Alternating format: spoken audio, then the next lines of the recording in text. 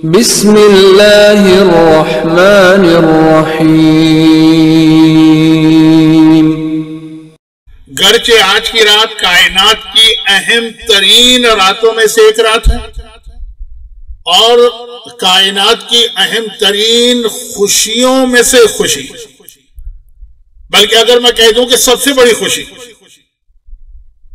तो इस रात का हक तो एक आध घंटे की तकरीर में अदा नहीं होता, लेकिन एक मसला यह है कि आज की रात आमाल की रात भी, और आमाल वो है कि जिसका ताल्लुक पूरे साल के हमारे प्रॉब्लम से, और वो यही चांस हमको आज मिलता है।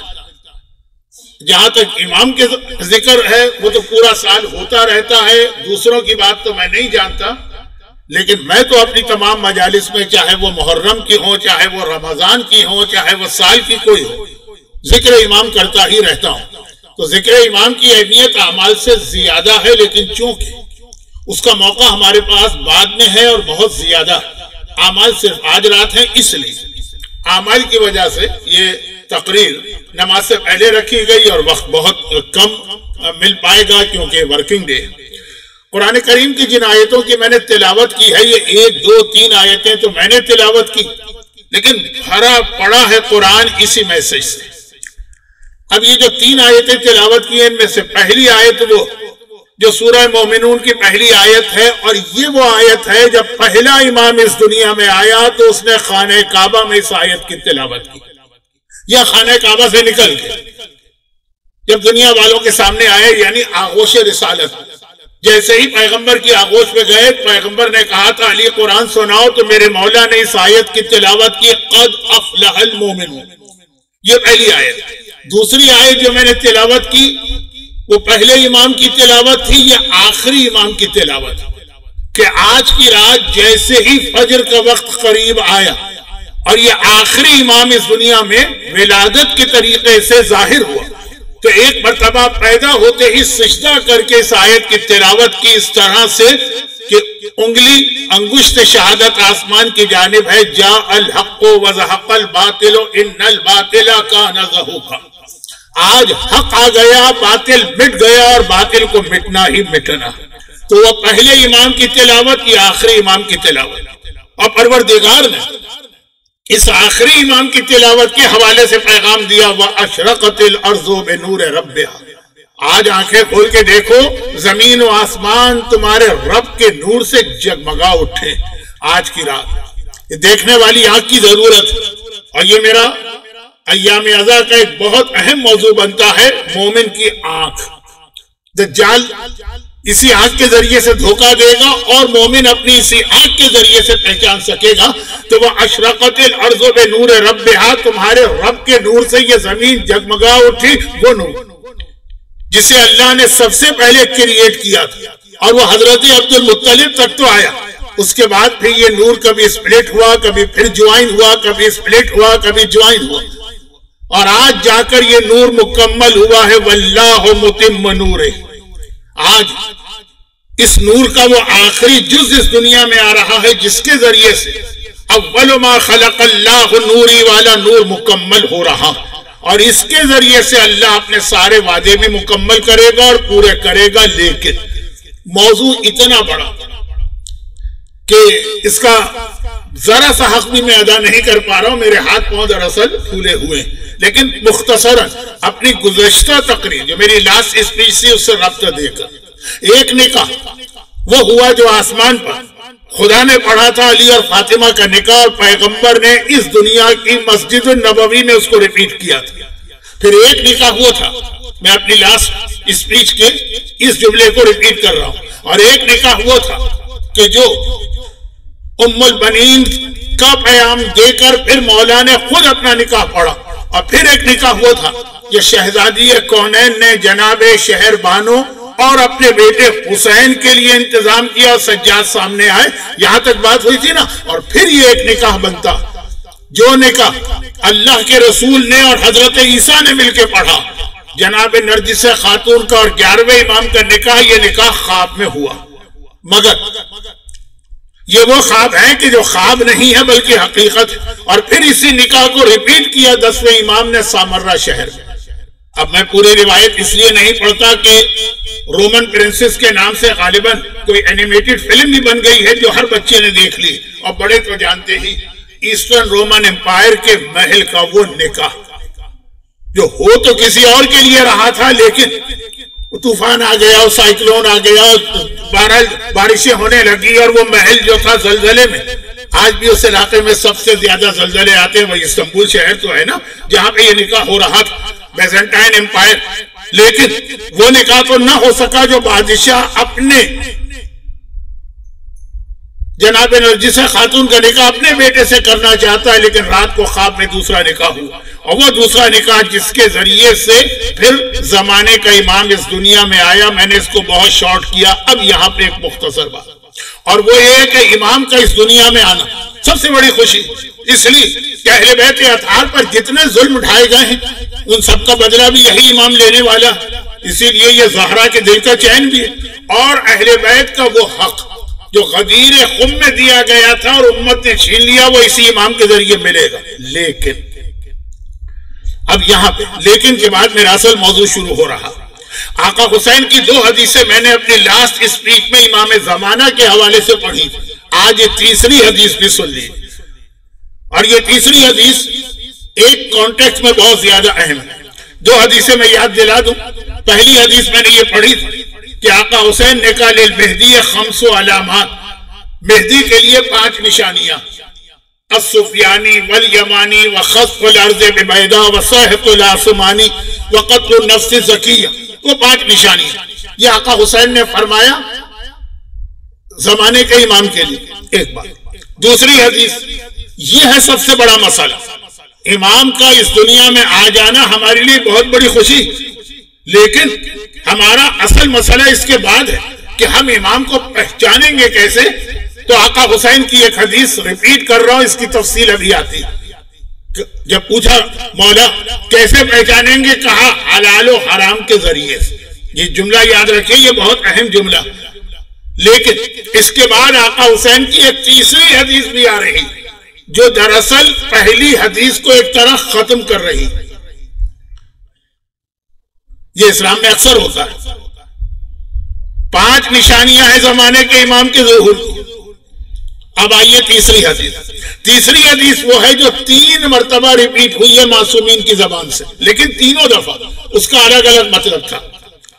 सबसे पहले आका हुसैन ने कहा मेरा बेटा मेहदी मिसले मूसा नबी, ठीक। दूसरी बार छठे इमाम ने कहा कि मेरा बेटा मेहदी मिसले मूसा नबी, और तीसरी बार 11वें इमाम ने कहा कि मेरा बेटा मिसले मूसा नबी। मगर तीनों मर्तबा इसके अलग अलग पैगामात थे, अलग अलग मकसद था, अलग अलग मीनिंग थी। लफ्ज एक है मिसले मूसा। अब हम जरा रिवर्स डायरेक्शन में चलते हैं। 11वें इमाम यानी तीसरा, छठा, 11वां, लेकिन हम एक्सप्लेनेशन करते हैं उल्टा, रिवर्स।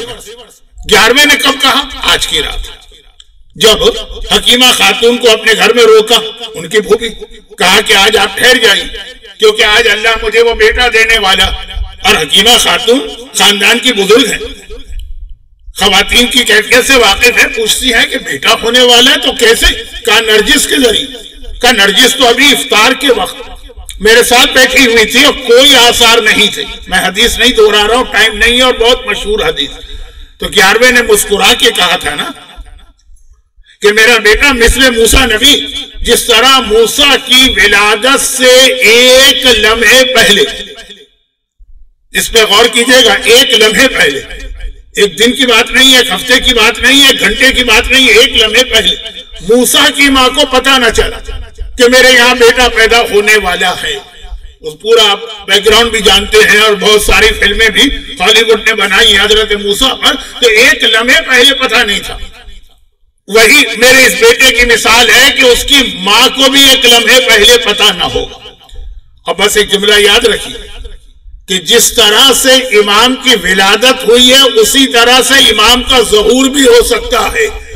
और ये जुमला भी आखिरी हदीस में वाज़ेह हो रहा है, यानी ज़हूर इमाम से एक लम्हे पहले भी अंदाजा नहीं होगा कि इमाम आने वाले, ये भी हो सकता है। लेकिन अभी ठहरिए जरा, तो ये तो बहुत मशहूर हदीस है, आज की रात हर जगह पढ़ी जाती। कि 11वें ने कहा कि ये मिस्ले मूसा नबी है, औरों को तो छोड़े खुद मां को नहीं पता कि मेरे यहां आज की रात में बेटा पैदा होने वाला है। इससे ज्यादा इसको बयान करने की जरूरत नहीं।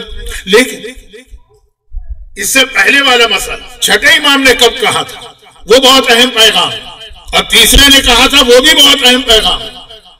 छठे ने कब कहा था कि जब मुफज्जल इब्ने अमर बहुत मशहूर रावी बहुत सवालात इमाम से करते रहते, बहुत सारी इनकी हदीसें, तो एक बार आखिरी इमाम का तज़किरा आया का याद रखो मेरा बेटा मिसले मूसा नबी है। किन मानों में? मूसा 30 दिन के लिए तौरात लेने के लिए पहाड़ पे गए थे, 30 के 40 हो गए। यह कब की बात है? जब फिरौन का खात्मा हो चुका है, मूसा की नबूवत को सब मान चुके हैं और कोई शक नहीं है किसी को मूसा के नबी होने में। लेकिन मूसा 30-40 दिन वाली बहस छोड़िए, 40 दिन के लिए गायब हुए। गैबत यकीन है कि हैं, हमें भी यकीन है अपने इमाम पर के हैं।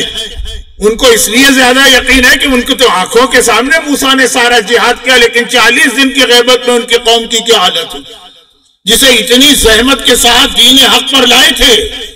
और खाली हक दीन आखिरत नहीं बनाई थी, दुनिया में भी फिरौन के मजालिम से नजात दिलाई थी।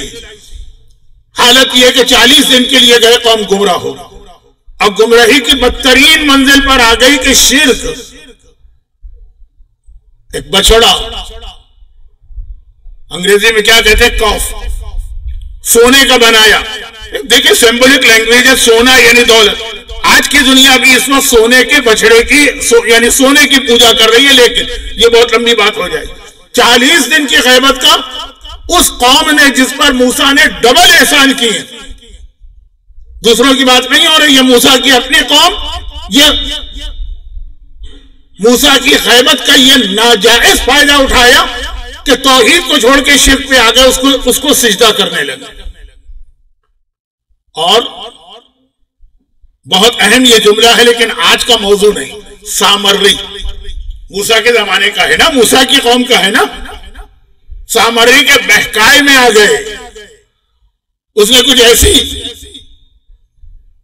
ख्याली जन्नत, फूल पैराडाइज या चिकनी चपड़ी बातें की और कुछ मौजिज़े दिखाए।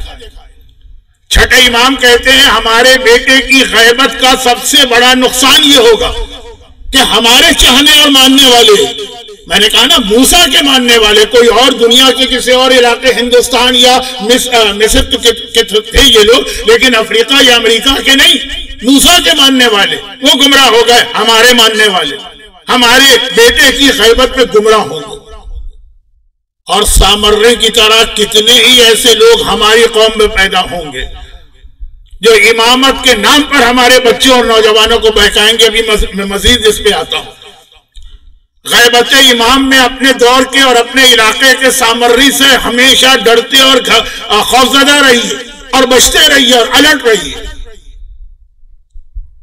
उसके बाद आइए, सबसे पहले ये किसने जुमला कहा कि मेरा बेटा मूसा की मानंद आका हुसैन ने? कब कहा? जब ये मौजू बहुत ज्यादा, जैसे आज भी हमारे बच्चों और नौजवानों को बहुत पसंद आता है ये टॉपिक, ज़हूर इमाम की निशानी है, तो बहुत ज्यादा डिस्कस होता था उस वक्त भी। ये याद रखिए, ये करबला के वाकये से पहले की बात है। करबला के बाद तो इमाम जमाना का जिक्र इसलिए बढ़ गया कि बार बार इन मासूमीन ने कहा हमारा रिवेंज हमारा बेटा लेगा। लेकिन ये करबला से भी पहले की बात है, तब भी जिक्र इमाम हो रहा कि एक बार आका हुसैन ने कहा, एक बात याद रखो, ये बहुत अहम आपके लिए उसूल है। CNN पे कोई न्यूज आ गई, BBC पे कोई न्यूज आ गई, YouTube के ऊपर कोई क्लिप आ गया, व्हाट्सएप ग्रुप के अंदर कोई चीज शेयर हो गई और आंखें बंद करके हम लोग उसके पीछे दौड़ पड़े। एक मैच्योर मजमात, खास तौर पर जो लोग बहुत कसरत के साथ मजालिस में आते हैं, वो इन चीजों में नहीं बहते। लेकिन बात हो रही है उन बच्चे और नौजवानों की कि जिनका दीन से सारा ताल्लुक खाली सोशल मीडिया के जरिए रह गया है आजकल। बहुत गनीमत समझिए इन अजाखानों को, इन सेंटर्स को, इन इमाम बारगाहों को, कि यहां से बहरहाल कुछ ना कुछ दीन मिल जाता है, वरना जो स्टाइल आजकल दुनिया का बन गया है ना कि आपको जरूरत ही नहीं कहीं नॉलेज लेने के लिए कहीं जाने की, आपके पास यूट्यूब है, आपके पास व्हाट्सएप है, आपके पास सोशल नेटवर्किंग है, इसकी बाकी खराबियां नहीं बता रहा, ज़हूर इमाम। आका हुसैन ने कहा याद रखो मेरा बेटा इस तरह से जाहिर हो सकता, वही आका जो 5 निशानियां बता चुके हैं, इस तरह से जाहिर हो सकता कि एक निशानी भी पूरी ना हो, बल्कि एक ऐसा जुमला कहा जो बाज मोमिनीन को शायद अपने अकीदे के खिलाफ लगे। कहा कि एक निशानी भी पूरी नहीं हुई है, किसी को भी अंदाजा नहीं है कि इमाम आने वाले, हत्ता खुद इमाम को भी नहीं पता कि मैं जाहिर होने वाला हूं और अचानक हुक्म खुदा आ सकता है जाहिर हो जाओ।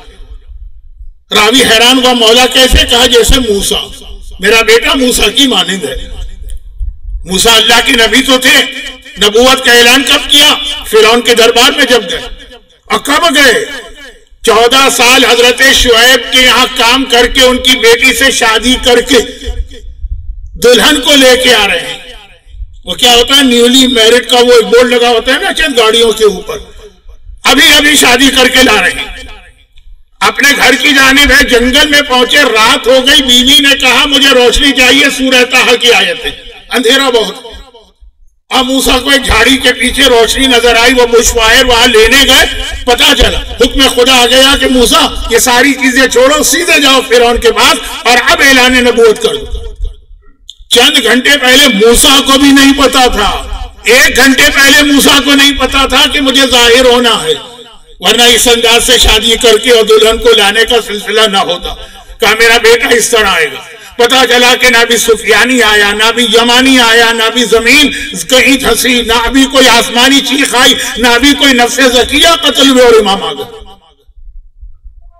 ये भी हो सकता, यानी ये नहीं कह रहा हूं ऐसा होगा, का ये भी हो सकता है, कोई निशानी नहीं।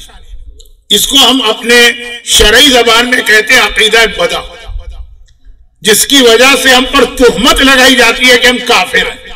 हमको जो काफिर कहा जाता है ना, उसमें वन ऑफ द रीजन अकीदा बदा, कि लोग अकीदा बदा के कायल हैं, अल्लाह को जाहिल समझते हैं। उसमें लंबी चौड़ी बहसें हैं, लेकिन ये वो मौजू है जो 15 शाबान के अमाल का भी हिस्सा है और शब कदर के अमाल का भी। बदा कहते हैं अल्लाह ने ऐलान कर दिया 5 निशानियों के बाद मेरी आखिरी हुज्जत जाहिर हो, फिर अल्लाह ने अपने ऐलान को कैंसिल कर दिया, कहा नहीं अब कोई निशानी नहीं। जैसे मौत, अल्लाह ने ऐलान कर दिया 7वें आसमान पर ये मोमिन मरने वाला है, इसने सदका दे दिया, पता चला मर ही। ये जो तब्दीली आ जाती है ना, ये ज़हूर इमाम के हवाले से भी है। तो कहा बहुत ज्यादा निशानियों पर भरोसा न रखो। फिर ये निशानियां बताई क्यों गई?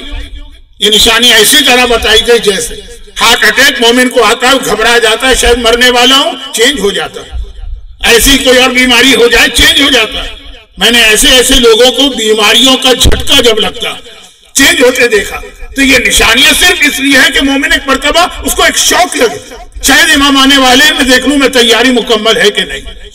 और क्या तैयारी, ये बात याद रखिएगा कि आजकल इमाम जमाना का ऐसा अकीदा फैलाया जा रहा है कि ऐसा लगता है बस इमाम दरवाजे पे खड़े, मैं बाहर निकलूंगा तो इमाम आ चुके हैं। कभी मुस्तहद का नाम लेके कहा जाता है कि इमाम ने कहा कि मैं आ जाऊंगा, कभी किसी आरिफ इल्म इरफान कि जी वो एक मोची है, एक दर्जी है, एक खयात है, उसके पास इमाम आते हैं, उन्होंने कहा मैं आने वाला हूं। ये सारी की सारी बातें नॉनसेंस। सबसे ज्यादा इसमें मशहूर नाम आ गए तक़ी बहजत का था कि उन्होंने कहा था कि मेरी जिंदगी में इमाम आएंगे, और उनके इंतकाल को भी इतने साल गुजर गए। मैं सिर्फ अपनी बात को जरा सा दलील वाला बनाने के लिए जुमला कहूं, आगाए तक़ी बहजत के बेटे कई साल कराची में नाज़िमाबाद में मेरे घर के करीब रह के गए, और उस वक्त भी उनके बारे में जो बातें मशहूर थी वो हंसते थे कि क्या नॉनसेंस और ऊटपटांग बातें मेरे बाप के नाम से कही जा रही है। तो खैर ये मैंने सिर्फ इसलिए ज़िमनी बात कह दी कि खुद वो लोग हंसते थे, लेकिन फैला दिए इंटरनेट पर, आपको पता है कितनी जल्दी बात फैलती है। तो 2 चीजों से होशियार रहिएगा। नंबर 1, निशानियां होंगी, यकीनन निशानियों की अहमियत है। क्या अहमियत है? कि अपने आप को बदलो। ये अहमियत नहीं है कि दुनिया भर के अंदर को बस इमाम आने वाले। और नंबर 2 ये कि जब ये दावे होते हैं कि हम इमाम से मुलाकात करते हैं। अच्छा, अब सबसे बड़ा मसला हमारे लिए निशानियां भी नहीं है, इमाम से मुलाकात भी नहीं। जिंदगी भर इमाम से हम ना मिले, लेकिन इमाम हमसे खुश हो जाए तो हम वैसे करन नहीं बन सकते। और जो हर वक्त पैगंबर के पास बैठे रहते थे, पैगंबर के पहलू में रहे तब भी हम पे लानतें बरस सकती। तो असल मसला ये नहीं होता, असल मसला होता इमाम राजी और खुश हो और हम इमाम को पहचान लें।